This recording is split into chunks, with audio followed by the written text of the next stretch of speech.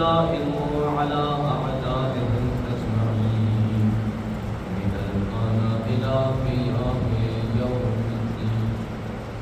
أما بعد فقد قال الله تبارك وتعالى في محكم كتابه الكريم: بسم الله الرحمن الرحيم. هو الذي بعث في الأميين رسولا يتلو عليهم آياته ويزكيهم ويعلمهم الكتاب والحكمة وإن كانوا من قبل لفي ضلال مبين. اللهم صل على محمد وآل محمد. عزیزان ایمانیوں، عزیزان حسینی،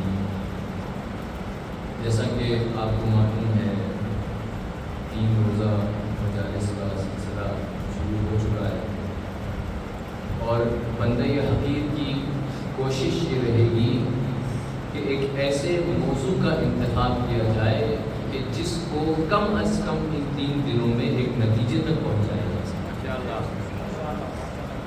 تو عزیزان گرامی، اس موضوع کو شروع کرنے سے پہلے اور عموماً میں مجالس میں ایک حدیث ہے جس کو تقریباً اکثر مجالس میں پیش کرتا ہوں، اور اللہ نے ایک مرتبہ توفیق پھر سے دی کہ اس حدیث کو آپ کی خدمت میں عرض کیا جائے.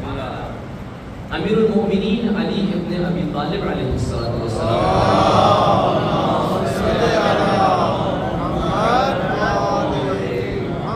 مولا فرماتے ہیں الرزق و رزقان، رزق 2 طرح کے، رزق تطلبہ و رزق یطلبک. ایک ایسا رزق ہے جس کے پیچھے تم جاتے ہو، اور ایک ایسا رزق ہے جو تمہارے پیچھے آتا ہے. یعنی ایک ایسا رزق ہے جس کی طلب میں کر رہا ہوں، اور ایک ایسا رزق ہے جو میری طلب کر رہا ہے. توجہ چاہوں گا جناب، وہ رزق جس کی طلب ہم کرتے ہیں، وہ رزق جس کے پیچھے ہم جاتے ہیں، وہ آپ سب کے لیے واضح ہے. مثال کے طور پر ایک شخص صبح اپنے گھر سے باہر نکلتا ہے تاکہ رزق حلال کو کما سکے، گھر والوں کو کھلا سکے، روزی روٹی کما سکے. یہ کون سا رزق ہے؟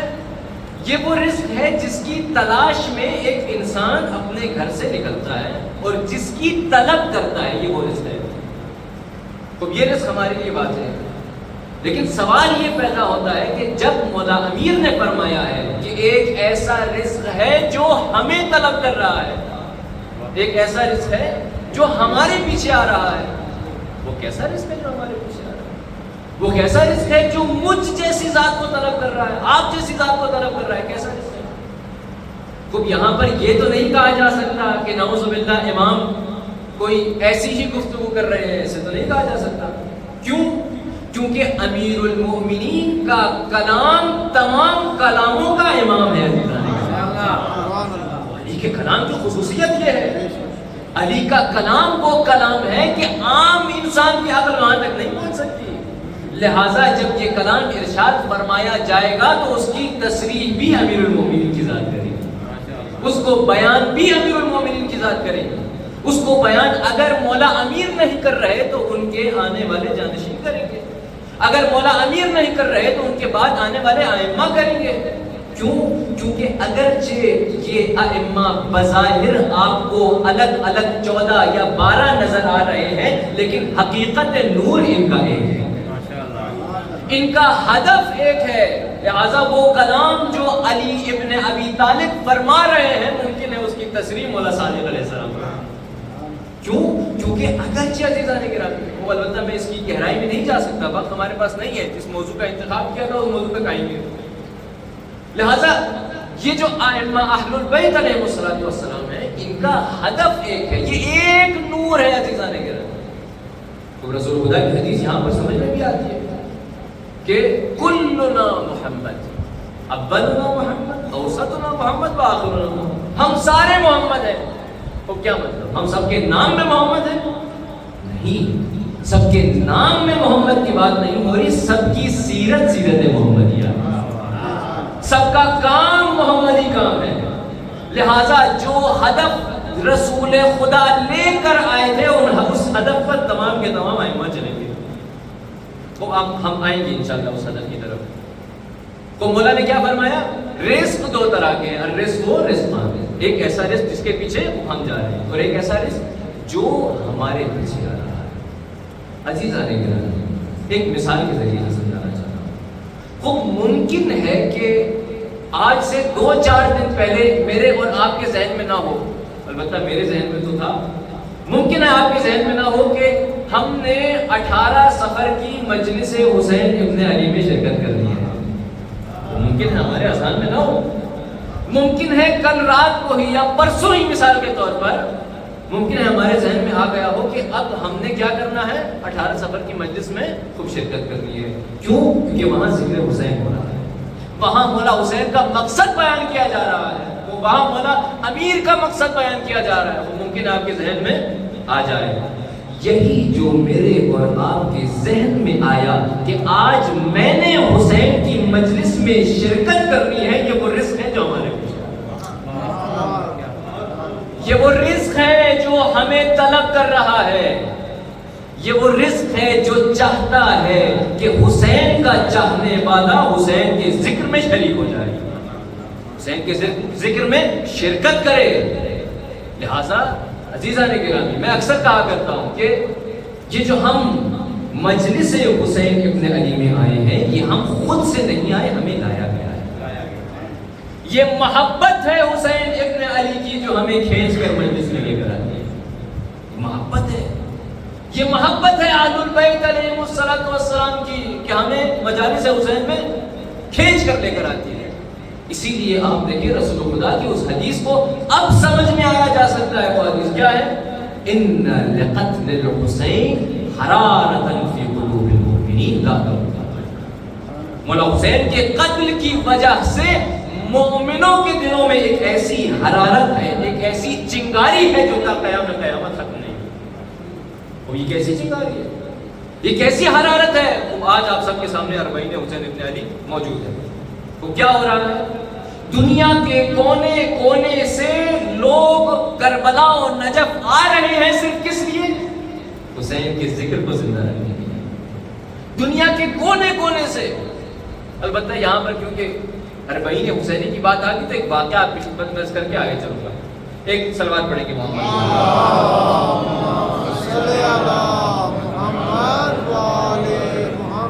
یہ جو ایام ہیں یہ اربعین کے ایام.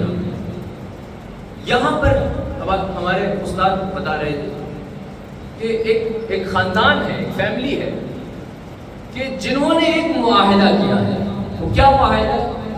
معاہدہ یہ ہے کہ کیونکہ اس فیملی کے جو والد صاحب ہیں وہ اب نہیں ہو سکتے، بستر پر ہیں اور والدہ بھی بیمار ہے، لہٰذا گھر میں جو کمانے والے ہیں وہ 3 بھائی ہیں. اب ان 3 بھائیوں کے درمیان معاہدہ کیا ہوا ہے؟ معاہدہ یہ ہے کہ ایک بھائی پورا سال کما کر پورے گھر کو چلائے گا، دوسرے بھائی کی فیملی کو بھی چلائے گا، چھوٹے بھائی کی فیملی کو بھی چلائے گا. اچھا جو باقی 2 بھائی ہیں وہ کیا کریں گے؟ وہ بھی پورا سال کمائیں گے لیکن خرچ نہیں کریں گے. اب یہ معاہدہ ہوگا. ممکن آپ کے ذہنوں میں سوال ہے کہ وہ جو 2 بھائی جو پورا سال کما رہے ہیں وہ خرچ کیوں نہیں کریں گے؟ کس لیے وہ پیسے جمع کر رہے ہیں؟ تو ان کے معاہدے کی ایک شرط یہ ہے کہ یہ جو 2 بھائی پورا سال کما کر کچھ خرچ نہیں کریں گے، یہ اپنی جمع پونجی اربعین حسینی میں لگائیں گے. یہ اپنی جمع پونجی سے اربعین کے جو ایام ہیں، آپ یہ کہہ سکتے ہیں کہ لوگ جب اپنے اپنے گھروں سے آتے ہیں تو تقریباً یہ 20 سے 25 دنوں کا سفر ہوتا ہے. یکم سفر سے عموماً جو ہے وہ لوگ مشی کرنا، پیدل چلنا شروع ہو جاتے ہیں. ان 20 سے 25 دنوں کے اندر ہم حسین ابن علی کے زائر کو یہ محسوس ہی نہیں ہونے دیں گے کہ وہ کہیں باہر گیا ہے. ہم اس کو یہ احساس دلائیں گے کہ وہ اپنے ہی گھر میں آیا ہے. لہذا اپنی پورے سال کی جمع پونجی کو اٹھا کر صرف اور صرف کس لیے جمع کر رہے ہیں؟ زائر حسین ابن علی کی خدمت میں سب کچھ لٹا دیا. تو یہ کیا ہے عزیزان؟ یہ آپ دیکھیے یہ حسین ابن علی کی محبت ہے جو ایک زائر حسین ابن علی دنیا کے کونے کونے سے اٹھ کر یہاں پر آتا ہے. محبت ہے حسین ابن علی. تو یہ محبت کیا ہے؟ محبت کا کیا معنی ہے؟ وہ ممکن ہے ہمارے اذہان میں ایک برا معنی، ایک مذموم معنی جو ہے وہ محبت کا موجود ہو. لیکن عزیزان گرامی، اگر آپ قرآن کی روشنی میں، اگر آپ احادیث کی روشنی میں لفظ محبت کو دیکھیں تو بڑا خوبصورت معنی ہے. محبت کیا ہے؟ محبت کا مطلب یہ ہوتا ہے کہ ایک چاہنے والا جس کو پسند کرتا ہے اس کو اپنے دل میں جگہ دے، اس کے غیر کو اپنے دل سے نکال دے. توجہ چاہوں گا عزیزان محترم، ایک نتیجہ دے کر آگے جانا چاہ رہا ہوں. محبت کا کیا معنی ہوا؟ محبت کا معنی یہ ہوا کہ ایک محب جو پسند کرتا ہے، محبت کر رہا ہے، اس کے دو کام ہیں. وہ کون کون سے؟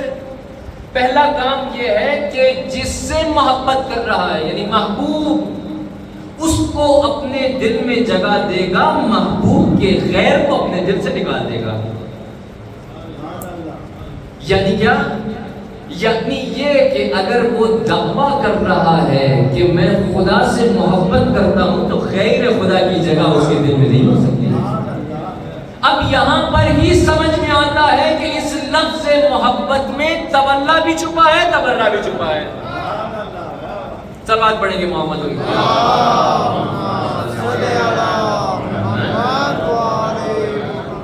لہذا یہ محبت اگر ایک انسان دعویٰ کر رہا ہے کہ میں اہل بیت علیہ السلام سے محبت کرتا ہوں، اگر دعویٰ کر رہا ہے کہ میں علی سے عشق کرتا ہوں، رسول کے گھرانے سے عشق کرتا ہوں، تو یہ دعویٰ اس کی زبان میں نہیں بلکہ اس کے کردار میں نظر آنا چاہیے.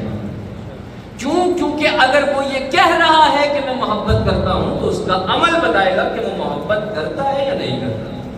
بالکل اس خاندان کی طرح جو ابھی میں نے آپ کی خدمت میں مثال رکھی، یہ حقیقی مثال ہے. پورے سال کی جمع پونجی ایک طرف ہے اور پھر جب یہ 20-25 دن آتے ہیں سب کچھ لوٹا دیا. کس کے لیے؟ حسین کے لیے. کیوں؟ کیونکہ حسین سے محبت ہے، حسین ان کے دل میں رہتے ہیں. لہٰذا عزیزان گرامی، یہ حسین ابن علی ہمارے نہیں ہیں، ہم حسین ابن علی کے ہیں. سمجھو چاہوں گا عزیزان، یعنی یہ کہنا کہ حسین ابن علی ایک خاص سیکٹس کے ساتھ جو ہے وہ مختصر نہیں ہے.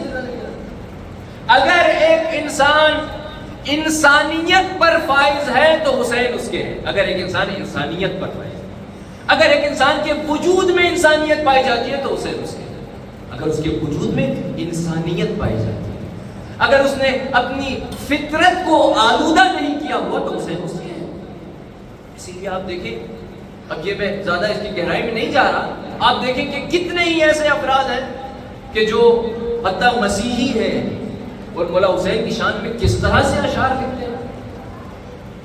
آپ دیکھیں اتنے ہی ایسے افراد ہیں جو اہل تشیع سے تعلق نہیں رکھتے، لیکن جب حسین کا نام آ جائے تو آنکھوں میں آنسو آ جائے. کیوں؟ کیونکہ انسان کی فطرت پاک ہے. لہذا اگر مجھے اور آپ کو اس مجلس میں لایا گیا ہے، اس محبت کی وجہ سے میں اور آپ مجلس حسین میں آئے ہیں، تو اس کا مطلب یہ ہے کہ ہمارے اندر ابھی پاکیزگی باقی ہے، ہماری فطرت ابھی نجس نہیں ہوئی ہے. اگرچہ ہم گناہ کرتے ہیں، اگرچہ ہم گناہ گار، لیکن ایک نور، ایک چراغ جسے آپ کہہ سکتے ہیں، ایک حرارت ابھی بھی ہمارے اندر موجود ہے. یہ رسول کی حدیث سے ماخذ شدہ ہے. لہذا یہ وہ رزق ہے جو ہمیں طلب کر رہا ہے، اور یہ رزق جو ہمیں طلب کر رہا ہے یہ ہماری ہی بقا کے لیے ہے، نہ کہ خدا کو ہم سے کچھ نہیں چاہیے.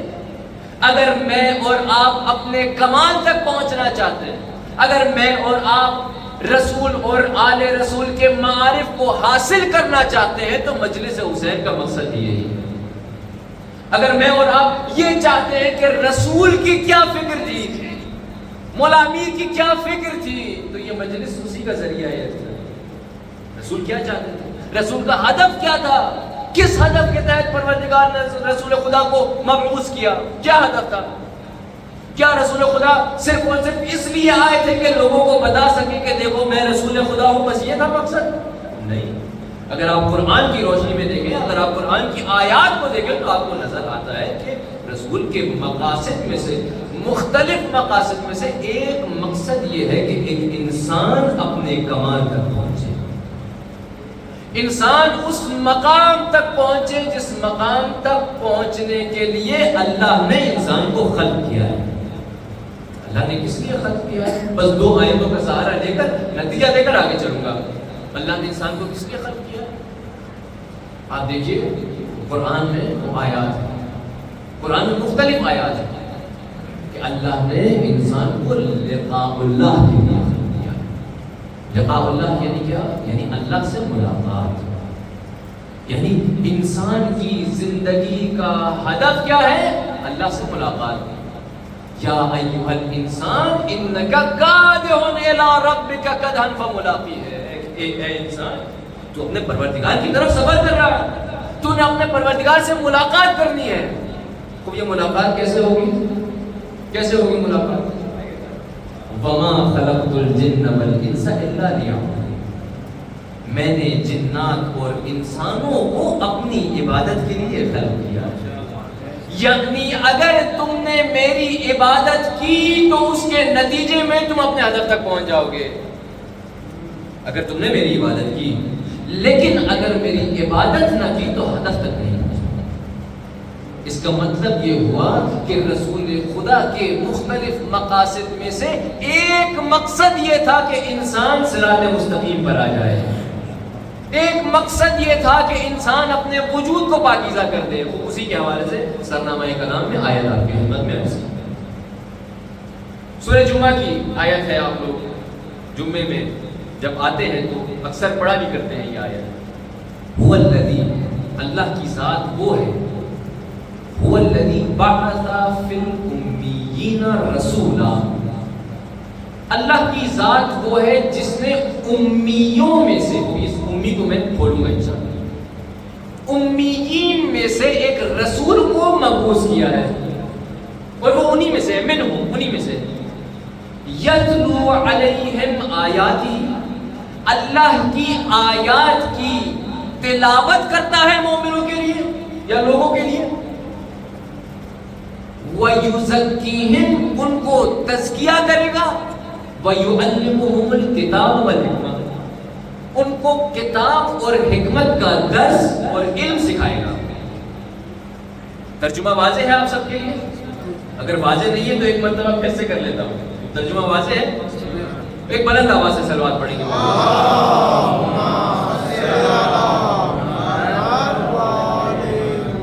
نعرہ تکبیر، نعرہ تکبیر، نعرہ رسالت، نعرہ رسالت، نعرہ حیدری، حیدری، آواز بلند کر صلوات۔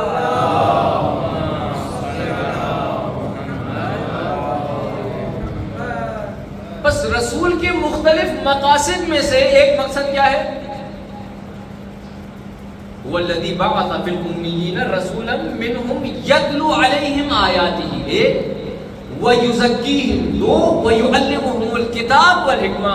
خوب یہ چار چیزیں، البتہ ان سے پہلے ایک گفتگو کرنا چاہتا ہوں آپ سے۔ والذی بعث فی الامیین، امی، امی کون ہوتا ہے؟ آج کل معاشرے میں مختلف کلپس وغیرہ بھی آپ کے سامنے آئی ہوں گی کہ امی کون ہے؟ امی کا کیا ترجمہ کیا جاتا ہے؟ نعوذ باللہ، خاکم ودہن جاہل۔ یہ ترجمہ آپ سب نے سنا ہے یا نہیں سنا؟ سنا ہوا ہے۔ جاہل اور امی میں فرق ہے عزیزان۔ جاہل کون ہوتا ہے؟ جاہل وہ ہے جس کے پاس علم نہ ہو۔ توجہ چاہوں گا عزیزان، جاہل وہ ہے جس کے پاس علم نہ ہو، لیکن امی وہ ہے جو مکتب نہ گیا ہو۔ مکتب کیا ہے؟ University, college. امی وہ ہے جو مکتب نہ گیا ہو۔ امی کا مطلب یہ نہیں ہے کہ اس کے پاس علم نہ ہو۔ مکتب جانا ایک واسطہ ہے علم حاصل کرنے کا۔ توجہ چاہوں گا جی، مکتب جانا ایک واسطہ ہے علم حاصل کرنے کا۔ لہذا خدا کی خدائی کا تقاضا یہ ہے کہ اگر خدا چاہے تو یہ واسطہ ہٹا کر انسان کو عالم بنا دے. یہ خدا کی خدائی ہے. لہذا جب پروردگار یہ فرما رہا ہے هو الذی بعث فی الامیین، یعنی امیین مطلب یہ ہوا کہ وہ انسان مکتب نہیں گیا، یونیورسٹی نہیں گیا، کالج نہیں گیا جو اس زمانے کے اپنے مطابق ہوا کرتے تھے.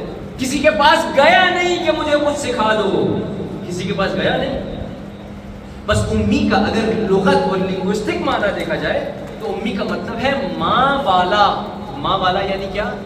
یعنی جو اپنی جب جیسے ہی وہ اس دنیا میں آیا ہے اس کے بعد وہ کسی تک نہیں گیا، کسی کے پاس خود نہیں گیا. بس امی کا کیا مطلب ہوا؟ امی کا مطلب یہ ہوا کہ وہ شخص ماں والا ہے، مکتب نہیں گیا. مکتب نہ جانے کا مطلب یہ نہیں ہے کہ وہ جاہل ہو. توجہ چاہوں گا عزیزان کرام، ایک مثال کے ذریعے سے بتانا چاہتا ہوں. ایک سلوات پڑھیں گے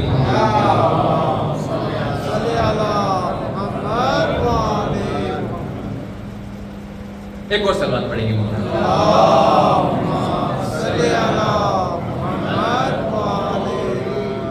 وہ مثال کے طور پر اگر آپ کے پاس آپ کی جیب میں 100 روپے موجود ہے تو کیا آپ اپنے کسی عزیز کو 150 روپے دے سکتے ہیں؟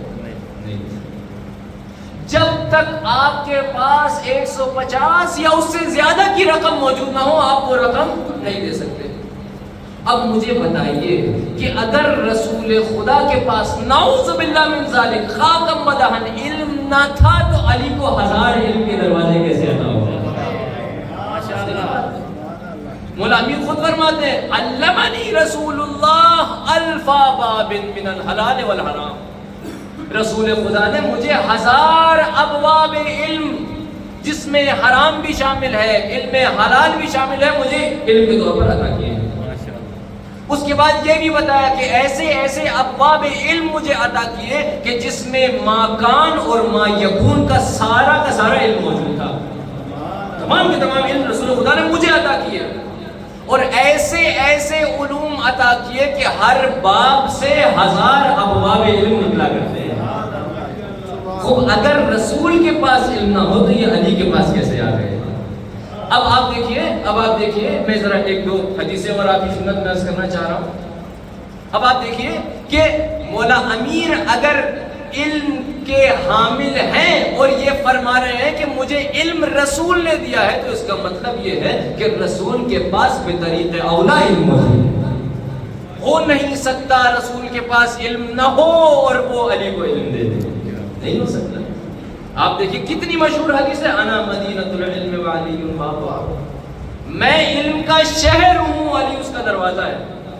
یعنی اگر تم نے کمال علم کی حقیقت تک پہنچنا ہے تو علی کے ذریعے سے ہی پہنچ سکتے ہو، علی کے علاوہ تم نہیں پہنچ سکتے. رسول خدا کیا حدیث ہے لہذا اگر ایک بندہ امیر المومنین کے ذریعے سے رسول خدا تک پہنچے گا تو وہ اس حقیقت تک پہنچے گا جہاں رسول خدا موجود ہے، اس حقیقت تک پہنچے گا. لہذا یہ ہو نہیں سکتا کہ رسول خدا کے پاس علم نہ ہو. عزیزان گرامی نہیں ہو سکتا. آپ دیکھیں مختلف احادیث آپ کو ملیں گی، مختلف احادیث آپ کو ملیں گی. میں علم کا شہر ہوں، علی اس کا دروازہ ہے. رسول خدا نے مجھے 1000 علم کے ابواب دیے ہیں.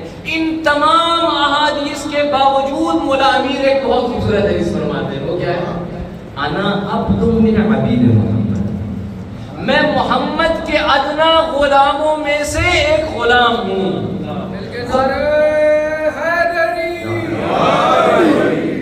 میں رسول کے ادنا ترین غلاموں میں سے ایک غلام ہوں. اگر غلام ایسے علم کا مالک ہو تو سوچئے مولا کیسا ہوگا. اگر غلام یہ کہہ رہا ہو کہ میں زمین سے زیادہ آسمانوں کے راستے جانتا ہوں تو اس کا مولا کیسا ہوگا. لہٰذا عزیزان گرامی ہو نہیں سکتا رسول خدا کے پاس علم نہ ہو نہیں سکتا.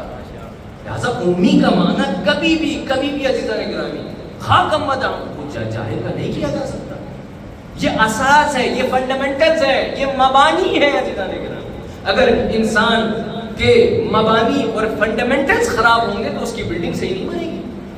لہٰذا ہمارے لیے اس بات کو توجہ دینے کی ضرورت ہے کہ ہمارے مبانی اور ہمارے فنڈامنٹلز درست ہونے چاہیے.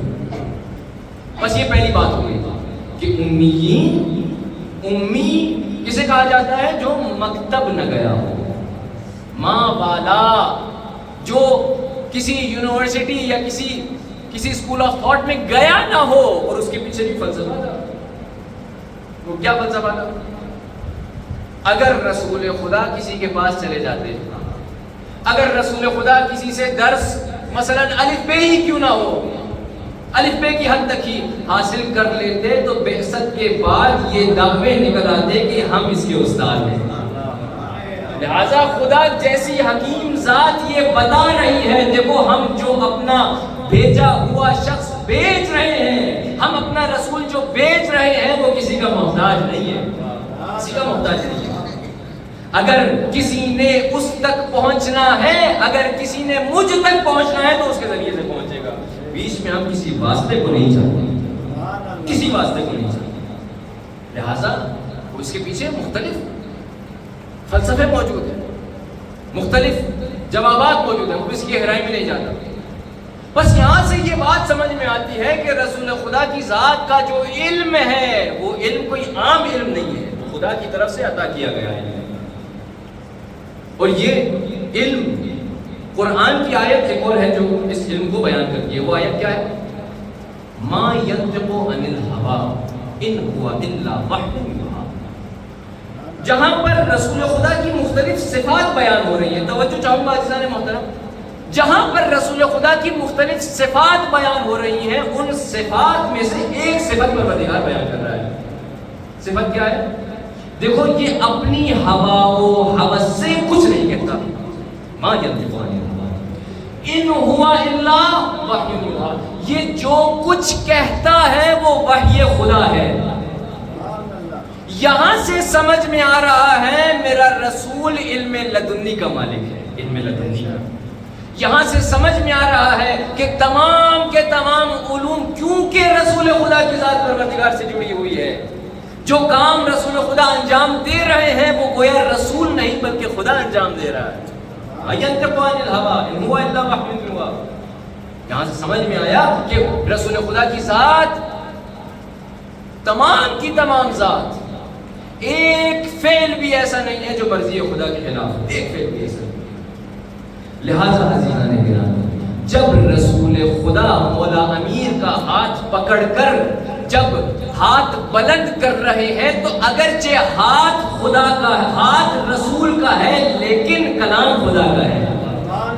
اگرچہ زبان رسول کی ہے لیکن کلام خدا کا ہے، اگرچہ امت رسول کی ہے لیکن پیغام خدا کا ہے. من کنت مولا فہذا علی. نعرہ تکبیر، اللہ اکبر، نعرہ رسالت، یا رسول اللہ، نعرہ حیدری، حیدری، آواز بلند سلوات.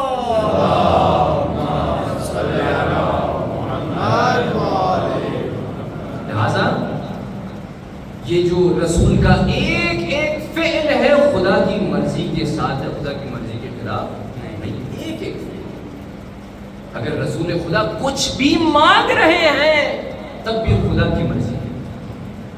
اگر رسول خدا کوئی امر ارشاد فرما رہے ہیں تو کسی کو نہ کہنے کی جو ہے وہ اجازت نہیں ہے. کیوں؟ کیونکہ رسول نے کہا ہے. گویا یہ زبان تو ظاہری اعتبار سے رسول کی نظر آ رہی ہے لیکن کلام پیچھے سے خدا کا ہے. لہٰذا یہ جو وحی ہے عزیزان گرامی، وحی صرف اور صرف قرآن نہیں ہے، اگرچہ قرآن وحی کا حصہ ہے. رسول خدا کی حدیث یہ بھی وحی الہی ہے. کیوں؟ کیونکہ قرآن کی اسی آیت کا سہارا لے کر. یہ آیت کیا تھی؟ ما ينطق عن الهوى ان هو الا وحی. اگر دوسرے الفاظ میں کہا جائے تو یہ رسول وہی کہتا ہے جو وہی کہتی ہے. لہذا عزیزان گرامی، جب رسول خدا کا علم آپ کے لیے ثابت ہو جائے تو لفظ امی کا معنی آپ سمجھ میں آتا ہے. والذی بعث بالأمیین رسولا. امی میں سے، امیوں میں سے ایک ایسے رسول کو مبعوث کیا گیا ہے جس کے مختلف اہداف ہیں. یتلو علیہم آیات، پہلا ہدف کیا ہے؟ آیات خدا کی تلاوت. اور میں کوشش کروں گا کہ آج اس آیت پر گفتگو ہو جائے تاکہ اس کو مقدمہ بنا کر کل اور پرسوں کی جو مجالس ہیں اگر پروردگار نے توفیق دی تو اس کو آگے لے کر جایا جائے گا. یتلو علیہم آیات، آیات خدا کی تلاوت. خوب یہ سب سے پہلے لفظ تلاوت کو ہم دیکھیں. تلاوت کا کیا معنی ہے؟ لفظ قراءت بھی آپ نے سنا ہوگا، قراءت. اگر تلاوت کا معنی پڑھنا ہے تو قراءت کا معنی کیا ہے؟ اگر قراءت کا معنی پڑھنا ہو تو اللہ نے لفظ تلاوت کو کیوں استعمال کیا، قراءت کو کیوں استعمال نہیں کیا؟ جب یہ کہا جا رہا ہے یتلو علیہم آیات، تلاوت کرتے ہیں اللہ کی آیات. لہذا اگر آپ لغت میں جا کر دیکھیں تو لغت آپ کو یہ بتاتی ہے کہ لنگوسٹک معنی جو ہے وہ آپ کو یہ بتاتا ہے کہ تلاوت اور قراءت میں فرق ہے. قراءت میں جس اینگل کو مد نظر رکھا جاتا ہے وہ صرف پڑھنا ہے، لیکن تلاوت کے اندر پڑھنا بھی ہے، سمجھنا بھی ہے اور عمل کرنا بھی ہے. لہذا جب اس لفظ کو استعمال کیا جا رہا ہے اس کا مطلب یہ ہے کہ مصطفیٰ اس سے پہلے کے دین کی تبلیغ کریں، اپنے وجود میں دین کو سماتے ہیں. جب تک ان کا اپنا وجود توحیدی نہ ہو جائے تب تک توحیدی گفتگو نہیں کرتے. اس لفظ تلاوت سے یہ سمجھ میں آ رہا ہے یتلو علیہم آیاتی ویزکیہم. لہذا تلاوت یعنی یہاں پر ہی عزیزان محترم ایک درس میرے اور آپ کے لیے ہوتا ہے. میں بزرگان سے اپنی تائید چاہتا ہوں، جو میرے جوان دوست ہیں میری ان سے گفتگو ہو رہی ہے. یہاں پر ہی ایک درس ملتا ہے کہ یہ جو دین ہے، جس دین کے پیچھے یا جس دین پر ہم عمل پیرا ہیں، وہ دین ہمارے وجود کا کتنا حصہ بن چکا ہے. یہاں پر یہ بات سمجھ میں آنی چاہیے کہ کیا دین صرف اور صرف، یا اس طرح سے کہا جائے کہ کیا میرا دین جس دین پر میں عمل کرنا چاہتا ہوں صرف اور صرف مسجد و محراب تک محدود ہے یا میری زندگیوں کے اندر بھی ہے؟ اگر مسجد و محراب تک محدود ہے تو اس کا مطلب یہ ہوا کہ اس لفظ تلاوت کو ہم نے ابھی تک نہیں سمجھا. لیکن اگر دین میرے وجود کا حصہ بن گیا تو یہی مختلف اہداف میں سے ایک ہدف ہے رسول اللہ کہ دین کو اپنے وجود کا حصہ بنا. دین کو، یہ دین صرف اور صرف مسجد و محراب تک محدود نہیں ہونا چاہیے. اگرچہ افسوس سے کہنا پڑتا ہے کہ بہت ساری ایسی آج کل حملے کیے جا رہے ہیں، فکری اعتبار سے حملے کیے جا رہے ہیں کہ دین کو سیکولر بنا دو، دین کو سیکولر بنا دو. یعنی اگر گفتگو ہو تو صرف اور صرف دین کی ہو، لیکن اس دین کو آج کے معاشرے میں اپلائی نہ کرنا. آج کے معاشرے میں اپلائی نہ کرنے کا کیا مطلب ہے؟ مطلب یہ کہ دین کو ہم نہیں سمجھے، کیونکہ دین صرف اور صرف رسول کے زمانے تک محدود نہیں تھا. اگر ہم نے آج یہ کہہ دیا کہ دین سیکولر ہے، اگر ہم نے آج یہ کہہ دیا کہ دین صرف اور صرف رسول کے زمانے تک محدود تھا تو گویا نعوذ باللہ ہم نے خدا کو محدود کر دیا. حسینیت زندہ باد، حسینیت زندہ باد، یزیدیت مردہ باد، یزیدیت مردہ باد. مل کر بآواز بلندر صلوات. اللہم صلی علی محمد و آل محمد. لہذا اس دین کو اگر ایک انسان اپنے وجود کا حصہ بنائے گا تو وہ فکر اپنائے گا جو فکر حسین ابن علی نے اپنائی تھی. اور حسین نے کیا فرمایا تھا؟ انما خرجت لطلب الاصلاح فی امتی جدی.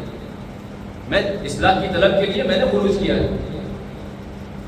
اريد ان امر بالمعروف وانهى عن المنکر. میں امر بالمعروف کرنا چاہتا ہوں، میں نہی از منکر کرنا چاہتا ہوں. واسیر بسیرت جدی رسول اللہ و ابی امیر المؤمنین. میں اپنے جد رسول خدا کی سیرت پر چلنا چاہتا ہوں اور اپنے والد امیر المؤمنین کی سیرت پر چلنا چاہتا ہوں. اس سیرت پر چلنے کے لیے امام حسین علیہ السلام نے کیا کیا؟ اس معاشرے میں آپ دیکھیے کیا کیا.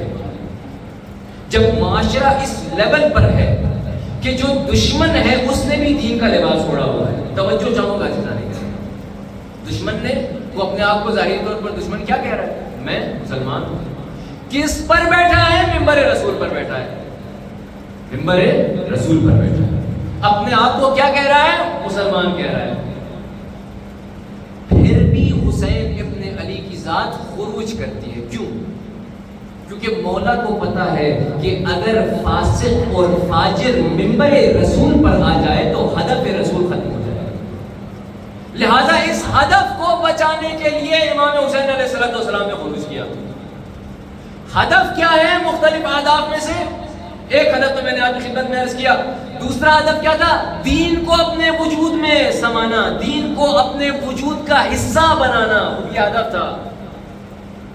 اگر ایک فاسق و فاجر منبر رسول پر آ جائے گا تو دین نام کا رہ جائے گا، دین کھوکھلا ہو جائے گا اندر سے.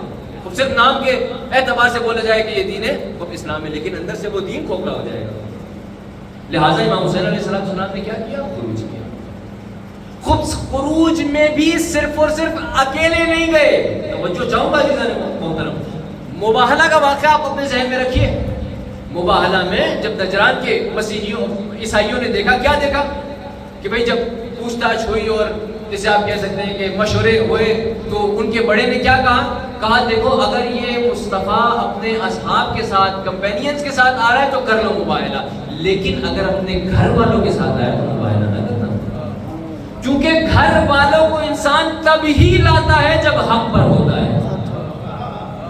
لہٰذا امام حسین علیہ السلام نے جب خروج کیا ہے تو اپنے پورے خاندان کو لے کر آئے اور یہ بتا رہے ہیں، اس حدیث کو دکھا رہے ہیں، حسین منی وانا من حسین، حسین مجھ سے ہے، میں حسین سے ہوں.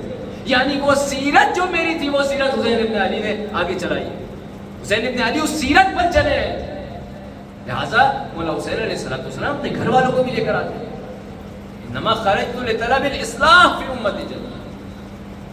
تو یہ سیرت یعنی جب ظلم ہو رہا ہے اسلام کے اوپر، جب اسلام کی جڑوں کو کاٹا جا رہا ہے تو حسین جیسی شخصیت خروج کرتی ہے، قیام کرتی ہے. اس سے کیا درس ملتا ہے؟ اگر تو ہم بولیں کہ نہیں دین 1400 سال پہلے تک ہی محدود تھا، رسول کے زمانے تک محدود تھا، پھر تو کوئی درس لینے کی ضرورت ہی نہیں. پھر انسان اپنی زندگی میں جو اس کا صبح شام چل رہا ہے وہ اس کو چلاتا رہے گا.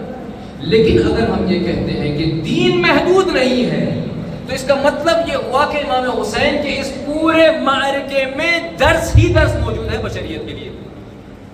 بشریت نے اگر باقی رہنا ہے تو درس ہی درس موجود ہے.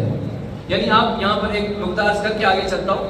آپ یہاں پر دیکھیے کہ اس زمانے میں اگرچہ 72 شہداء، 72 کی تعداد ہم سب کے اذان مبارکہ میں ہے، اگر تحقیق کی جائے تو 100 105 110 کے قریب تعداد چلی جاتی ہے شہداء کربلا کی. آپ 72 ذہن میں رکھیے. اس زمانے میں 72 شہداء، ظاہری اعتبار سے کیا لگ رہا ہے؟ سب ختم ہو گئے. لیکن اللہ کی کرنی اس طرح سے ہے کہ اگر ایک انسان حق پر موجود ہو، ظاہری اعتبار سے لگ رہا ہو کہ ہم ختم ہو چکے ہیں، لیکن آج اگر دیکھا جائے تو پوری دنیا حسین حسین کر رہی ہے. اس کا کیا مطلب ہے؟ اس کا مطلب یہ ہے کہ حسین ابن علی حق پر تھے. اس کا مطلب یہ ہے کہ دین خدا کو حسین ابن علی نے بچایا. وہ مختلف اشعار یہاں پر آپ کے سامنے وہ موجود ہیں. آپ مختلف اشعار کو آپ اٹھا کر دیکھ لیجیے. دی است حسین، دی پناہ است حسین. یہ کیا ہے؟ کیونکہ اسی آئیڈیالوجی کو بیان کرتے ہیں. اسی نقطے کی طرف توجہ ہے کہ اگر دین کو بچایا ہے تو حسین ابن علی نے بچایا ہے. لہٰذا اگر مولا حسین کی زندگی سے میں درس لے رہا ہوں تو اس کا مطلب یہ ہے کہ آج کے زمانے میں اگر کوئی شخص دین کی جڑیں کاٹنے کے لیے آتا ہے تو علی والا یا حسین والا اس کے سامنے آ کر کھڑا ہو جاتا ہے.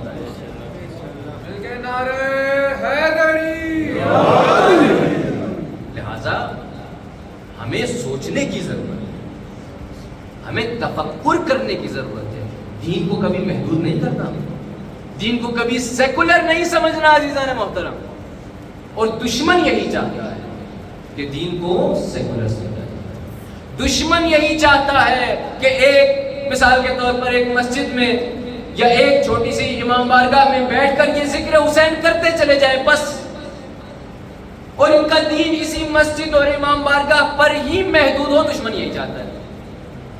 اس لیے آپ دیکھیں وہ علاقے، اب میں نام نہیں لے سکتا، بہت سارے علاقے ہیں، وہ علاقے جہاں پر اگرچہ ذکر محمد و آل محمد ہو رہا ہے لیکن صرف اور صرف مسجد و محراب تک محدود ہے، ان علاقوں کو دشمن کچھ نہیں کرتا.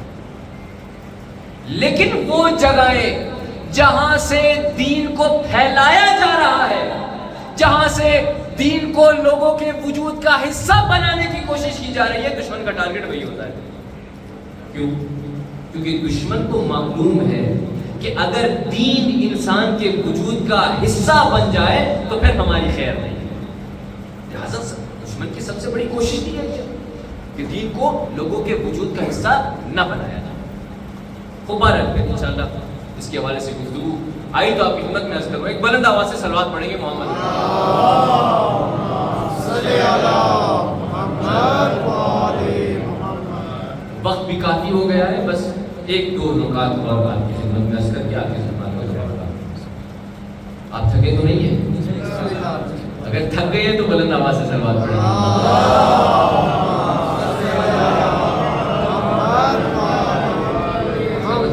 تھک گئے ہیں، اگر نہیں تھکے تو بلند آواز سے صلوات پڑھیں گے.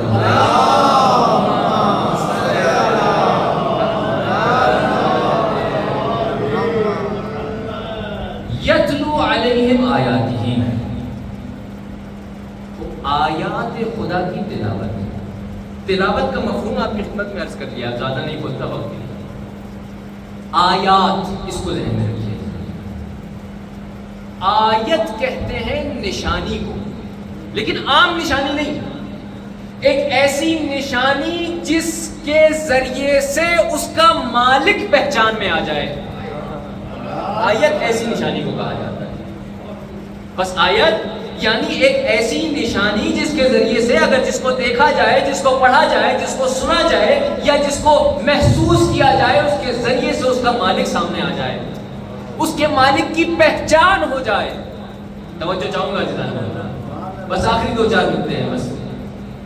بس آیت عام نشانی نہیں ہے، ایک خاص نشانی ہے. رسول خدا کے بارے میں کیا ہے کہ وہ لوگوں کو آیات الہی کی تلاوت کر کے بتا رہے ہیں. یعنی پہلے آیات الہی کو سمجھا، اس کے بعد آیات الہی پر عمل پیرا ہوئے، اپنے وجود کا حصہ بنایا، اب لوگوں تک سمجھا رہے ہیں، لوگوں تک پہنچا رہے ہیں. تو ان آیات الہی میں سے قرآن کریم کی جو آیات ہے وہ ایک حصہ ہے کہ جن کے ذریعے سے انسان پروردگار کو پہچان سکتا ہے. یہ پہاڑ، یہ زمین، آسمان، یہ سب کیا ہے؟ ان فی خلق السماوات والارض لآیات لقوم یتفکرون. یہ آسمان اور زمین کی خلقت اس قوم کے لیے جو قوم تفکر کرتی ہے، تعقل کرتی ہے، اس کے لیے آیات ہیں، نشانیاں ہیں. کیسی نشانیاں؟ کہ ان نشانیوں کے ذریعے سے انسان خدا کو پہچانے. رسول خدا نے آیاتی ہی تمام کی تمام آیات کو ان لوگوں تک بتایا. اور عزیزان گرامی، ایک نقطہ یہاں پر عرض کرنا چاہتا ہوں. مولا امیر فرماتے ہیں ما للہ آیت اکبر منی ولا نبأ اعظم منی. اللہ کے نزدیک مجھ علی سے بڑی کوئی نشانی ہی نہیں، اور مجھ علی سے بڑی کوئی خبر ہی نہیں ہے. اس کا مطلب یہ ہوا کہ رسول نے کچھ اور بتایا ہو یا نہ بتایا ہو، علی کو ضرور سمجھایا ہے.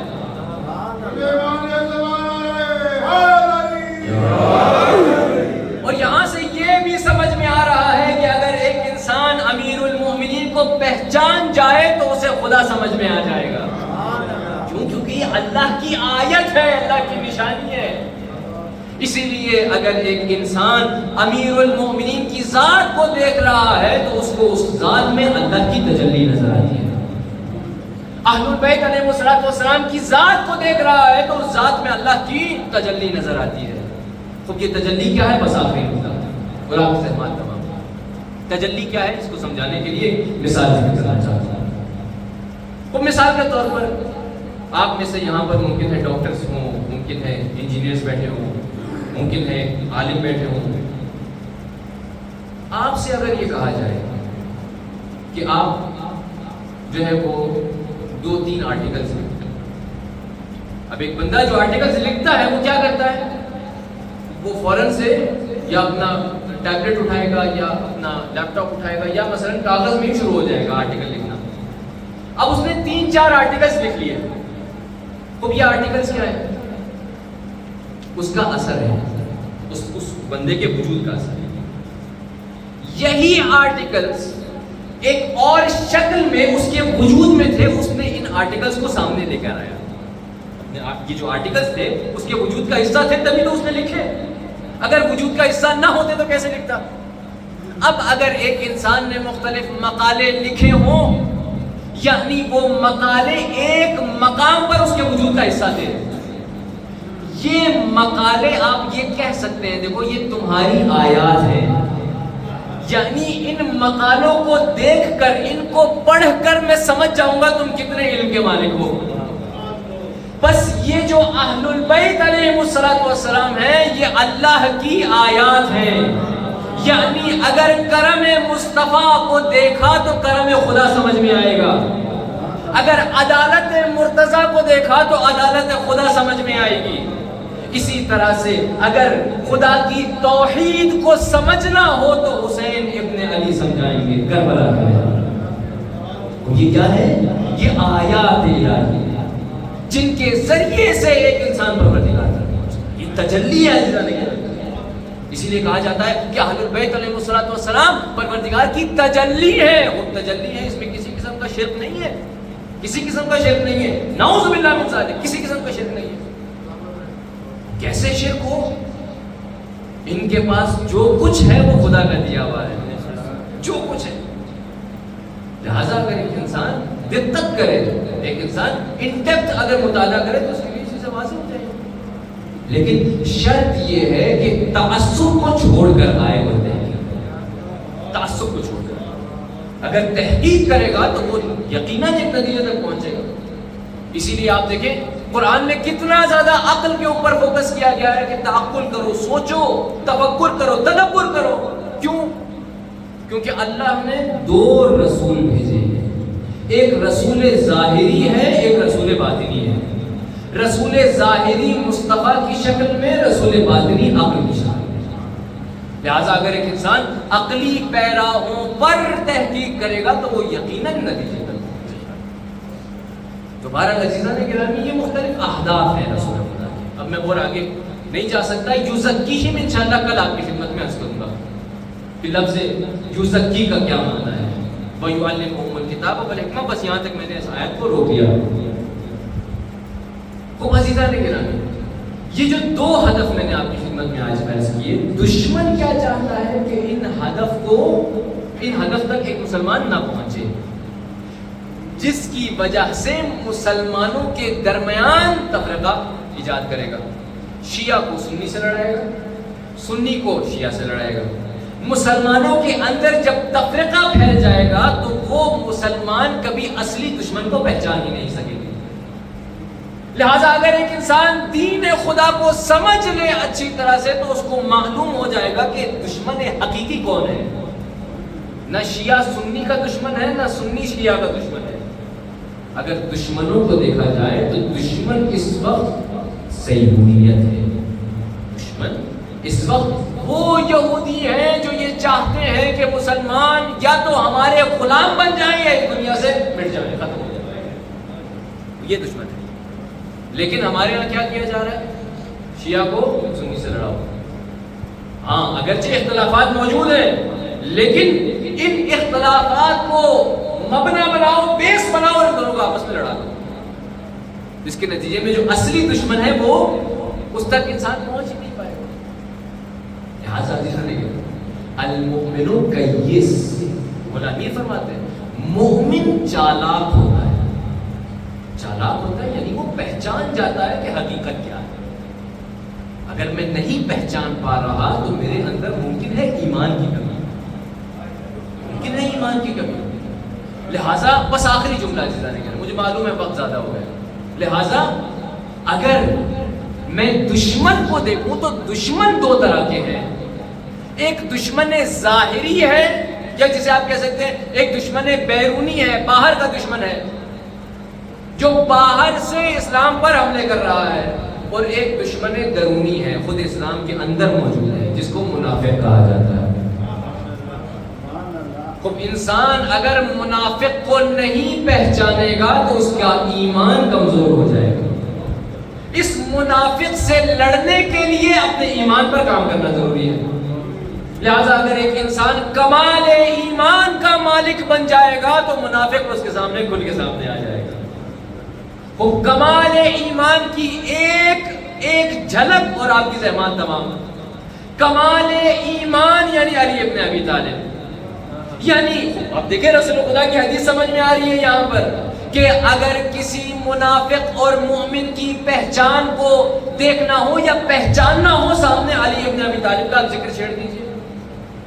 اگر وہ انسان کھل جائے گا تو سمجھیے مومن ہے، لیکن اگر اس کے چہرے میں تغیر و تبدل آ جائے تو سمجھیے اس کے اندر بھی ایمان کی کمی ہے. خب یہ ایمان کیا ہے انشاءاللہ کل اور پرسوں آپ کی خدمت میں عرض ہوگا. میں اپنی گفتگو کو یہاں پر روک رہا ہوں عزیزان. یہ ایام اربعین حسینی کے ایام ہیں. ان ایام میں اگر ایک انسان حقیقی معنی میں چاہتا ہے کہ حسین کو سمجھ لے تو یہ ایام حسینی ہے. اگر انسان واقعی مقصد حسین کو سمجھنا چاہتا ہے. عزیزان کے ابھی ہم کتنی آسائش میں بیٹھے ہو. اس وقت کیا ہے موسم بالکل ٹھیک لگ رہا ہے، ہمارے جوتے باہر ہیں، آرام سے سکون سے بیٹھے ہوئے. لیکن ایک وقت ایسا تھا کہ جب رسول خدا کی اولاد کو تپتی ریت پر چلایا گیا اور کیا گزری ہوگی عزاداروں اولاد رسول اللہ، کیا گزری ہوگی. اگر آپ تاریخ اٹھا کر دیکھیں نا تو بیویوں نے 2 مرتبہ اسیر ہونے کے بعد بیویوں نے 2 مرتبہ حسین ابن علی کی زیارت کی ہے.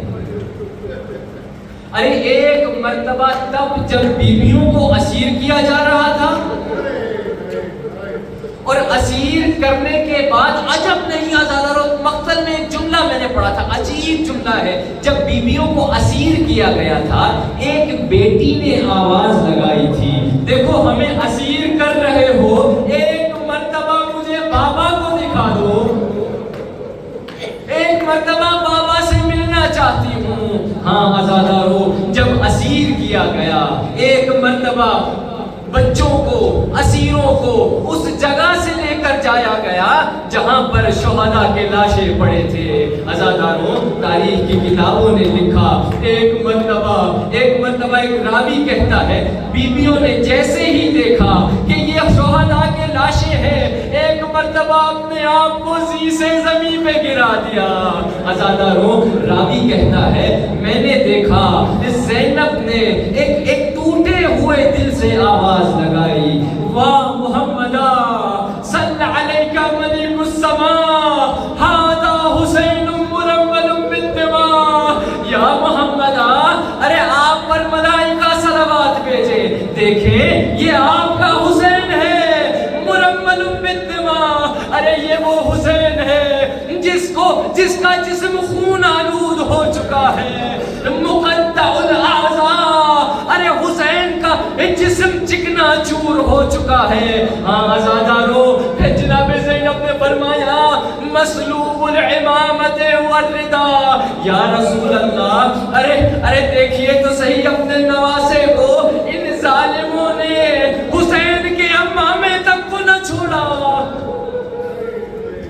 اجرکم علی اللہ. آزاداروں ایک بچہ بچی جو 4 سال کی تھی وہ بھی یہ منظر دیکھ رہی ہوگی. کیا سوچا ہوگا بابا جان؟ ارے جب آپ زندہ تھے میں آپ کے سینے پہ سوتی تھی. ارے آپ شہید ہو گئے, آپ کی سکینہ اب کہاں سوئے گی؟ اجرکم علی اللہ. ہاں عزادارو, ایک مرتبہ شہداء کو اس طرح سے دیکھا گیا, لیکن ایک مرتبہ اسیروں کو جب واپس لے کر جایا جا رہا تھا تو ایک مرتبہ شہداء کے قریب سے گزارا. عزادارو, یہ جب واپس لے کر جایا جا رہا تھا نا, جب مدینہ واپس لے کر جایا جا رہا تھا, تب ایک قافلہ, تب یہ جو قافلہ تھا حسین ابن علی کا, یہ جو قافلہ تھا جناب زینب سلام اللہ علیہا کا, اس قافلے کو عزاداروں, اس قافلے کو شہداء کے قریب سے گزارا گیا. عزاداروں, بس فرق یہ تھا کہ جب یہ قافلہ, اسیروں کا قافلہ جب جا رہا تھا تب سکینہ زندہ تھی, لیکن جب واپس آیا تو وہ سکینہ جو 4 سال کی تھی, ارے زندہ میں شہید ہو گئی. بس آخری جملے عرض کر رہا ہوں عزاداروں, رات کا وقت ہے, زندان میں اندھیرا ہے. ایک مرتبہ رونے کی آوازیں آنے لگی. زینب نے کہا, بیٹی سکینہ رو کیوں رہی ہو؟ پھوپھی اماں, میں نے خواب میں بابا جان کو دیکھا ہے. عزاداروں, بس یہ جملہ سننا تھا, بیویاں گریہ کرنے لگی. یزید لعین کو آواز پہنچی, پوچھا ذرا دیکھو تو صحیح, ذرا بتاؤ تو صحیح کہ یہ گریہ کہاں کا ہو رہا ہے. ارے جواب دیا, حسین کی 4 سالہ بچی ہے جس نے, جو اپنے بابا تک جانا چاہتی ہے, بابا کو دیکھنا چاہتی ہے. یزید نے کہا کہ جاؤ حسین کا سر دے دو. اجرکم علی اللہ. عزاداروں, تاریخ کی کتابیں لکھتی ہیں, بس آخری جملہ کہہ رہا ہوں, جیسے ہی سکینہ کے سامنے دشت آیا نا, ایک مرتبہ جب بابا کو دیکھا تو سکینہ ایسے روئی, ایسے روئی. ایک مرتبہ آواز لگائی, واہ ابدا, واہ ابدا, من ذا الذی خضبک بدمائک. بابا جان ذرا یہ تو بتائیے کہ آپ کو کس ظالم نے آپ کے وجود کو خون آلود کیا. بابا جان ذرا یہ تو بتائیے, من ذا الذی ایتمنی علی صغر سنی. ذرا یہ تو بتائیے کہ مجھے اتنی چھوٹی عمر میں کس ظالم نے یتیم کر دیا ہے. عزاداروں, اپنے گالوں کو حسین کے گالوں پر رکھا, اتنا گریہ کیا, اتنا گریہ کیا, سکینہ غش کھا کر گر گئی. بس آخری جملہ کہہ رہا ہوں عزاداروں, ایک مرتبہ جب زینب نے شانہ ہلایا, آواز آئی, انا للہ و انا الیہ راجعون. ہاں, حسین کی یتیمہ اب اس دار فانی کو ودا کہہ گئی. الا ولعنت اللہ علی القوم الکافرین, الا ولعنت اللہ علی القوم الظالمین, الا ولعنت اللہ علی القوم الکاذبین, وسیعلم الذین ظلموا ای منقلب ینقلبون. پروردگار, ہماری اس قلیل سی عبادت کو اپنی بارگاہ میں قبول مقبول فرما. پروردگار, ہمارے گناہوں کو معاف فرما. پروردگار, ہماری خطاؤں کو درگزر فرما. پروردگار, تجھے حسین ابن علی کی مجلس کا واسطہ, پروردگار ہمارے جتنے بھی ایسے مومنین اور مومنات ہیں کہ جو اس وقت مریض ہیں, ان کو شفائے کامل و عاجل عطا فرما. پروردگار, ہمارے جتنے بھی مرحومین ہیں ان کے درجات کو بلند فرما. پروردگار, علماء, بزرگان, فقہاء, مراجع کے سارے کو ہمارے سروں پر قائم و دائم رکھ. پروردگار, تجھے حسین ابن علی کا واسطہ کہ جتنی بھی مومنین اور مومنات کی جائز حاجات ہیں ان کو اپنی بارگاہ میں قبول و مقبول فرما. پروردگار, زمانے کے امام کا دیدار فرما. پروردگار, امام کے ظہور میں تعجیل فرما. وصلی اللہ علیہ